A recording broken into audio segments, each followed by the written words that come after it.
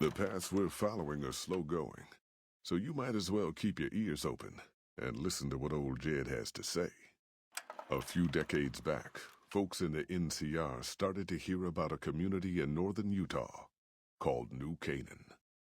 Didn't know much about them, except that they were religious folks, sent out missionaries to talk to the tribes. We've seen our share of cults, but the New Canaanites, they were honest traders. Good fighters, too.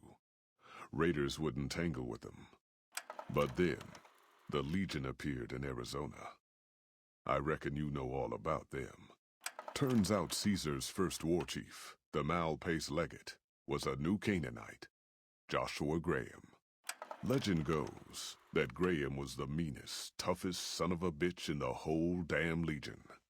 The New Canaanites wouldn't talk about him. They were ashamed.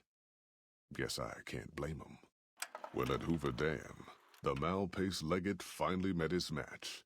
Hanlon and Oliver kicked his New Canaanite butt right back over the river. Caesar had to make an example for the others, to show them that even at the highest level, failure wouldn't be tolerated. He had Gрэhem covered in pitch, lit on fire, and thrown into the Grand Canyon.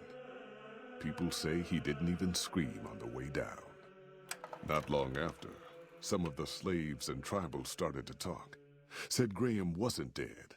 Shouldn't have been any surprise. All this talk bothered Caesar, so he forbade anyone from speaking his name. Wanted to erase Joshua Gрэhem from history. He got his wish.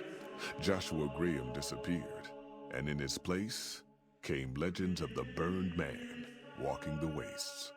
Probably just a tribal ghost story.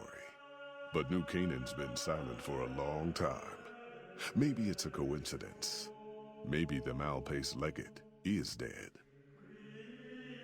Or maybe Joshua Gрэhem did crawl out of that canyon and finally found his way back home.